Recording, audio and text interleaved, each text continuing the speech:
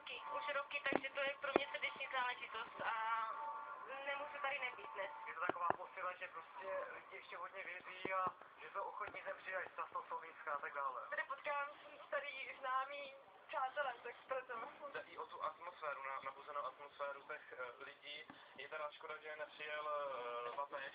S ním sloužil papežský legát a zářecký arcibiskup Josef Bozanič, který na Velehradě zastupoval papeže Františka. Jako delegát svatého otce si dosvědčit papežovu veru náklonnosť milované sekci v Českej republice a všem publikum ze susedných zemí. Odkaz věrozvědců si připomíná celá střední Evropa. Cyril a Metoděj vedli v 9. století bohoslužby ve staroslověnštině. Jejich misie tak ovlivnila rozvoj křesťanství, kultury a vzdělanosti všech slovanských národů. Z Velehradu David Podzecký, TA3. Pamätná dvojeurová minca k 1150. výročiu príchodu Cyrila a Metodeje z predají. Do obehu sa dostane 1 milión kusov, ktorými sa bude dať platiť vo všetkých krajinách eurozóny. Motív Cyrila a Metoda sa objavil v návrhoch našich platiteľ niekoľkokrát, no zrealizoval sa iba dvakrát. Vierozvedcov mali na pamätných minciach napríklad aj Bulhári. Na peniazoch sa motív Cyrila Metoda objavil vlastne prvý raz slovenského štátu. Realizoval sa vlastne na dnešne nedávno obiehajúcej slovenskej 50 korunáčke. Každý, kto bude mať záujem o túto mincu, si môže vymeniť maximálne 50 kusov. Mincu si môžete kúpiť vo všetkých pokladniciach expozitúr Národnej banky. Dostanete ju za nominálnu hodnotu, teda za 2 eurá. Podľa numizmatika sa jej cena v najbližšom čase nezmení. Určite tí, čo sa zaoberajú mincami, tak určite sa vyžijú v tomto. Ďalší zdroj na získanie peniazy pre niekoho. Isté, že to má význam, je to súčasťou našej histórie.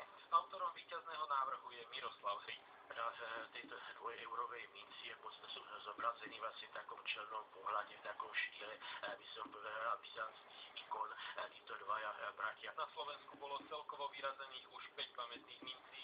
Národná banka Slovenska v tom chce pokračovať aj pri ďalších významných výročiach.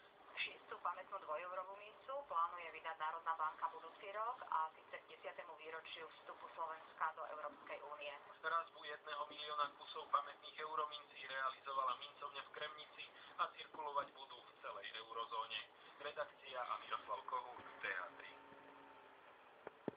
Do bratislavskej starej tržnice by sa mal po rokoch vrátiť život. Primátor ešte minulý mesiac podpísal zmluvu o prenajme budovy občianskemu združeniu Aliancia Stará tržnica.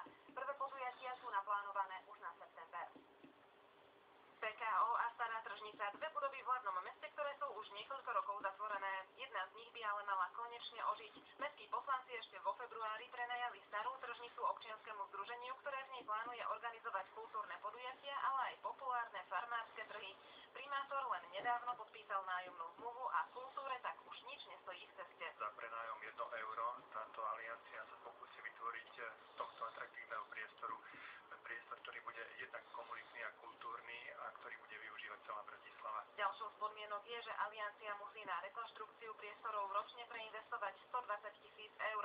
Už teraz sa chystá veľké upratovanie. Plánujeme robiť také verejné, vlastne dobrovoľnícke podujatia upratovania, kde by sme chceli pozvať aj nejaké známe osobnosti. Podľa mňa je to super, lebo je to taký priestor v centre mesta, viac menej už dlho leží skladom. Je lepšie, keď je niečo využité, ako keď to len tak stojí bez akéhokoľvek využitia. Myslím si, že to bude zaujímavý projekt, že keď sa to rozbehne cez občianske združenie a keď sa do tejto budovy trošku vráti život, tak bude to dobre. Na september sú už naplánované prvé kultúrne podujatia. Niektoré preberie Aliancia od BKIS, ktoré budovu doteraz spravovalo. Na svoje si prídu aj tí, ktorí by si chceli nakúpiť ovocie a zeleninu. Od septembra štartujú obľúbené farmárske trhy. Zatiaľ raz mesačne. Už sme začali komunikáciu hlavne so starostami na Žitnom ostrove a vlastne v okolí Bratislavy, ktorí sme oslovili, aby nám dali kontakty na takých že lokálnych farmárov, ktorí by mohli mať záujem o predaj na takýchto trhoch. Občianske združenie bude mať tržnicu prenajatú nasledujúcich 10 rokov. Martina Macková, TA3. Počas letných prázdnin sa každoročne zvyšuje počet úrazov detí, rizikové aktivity, slabší dozor a veľa voľnosti. Aj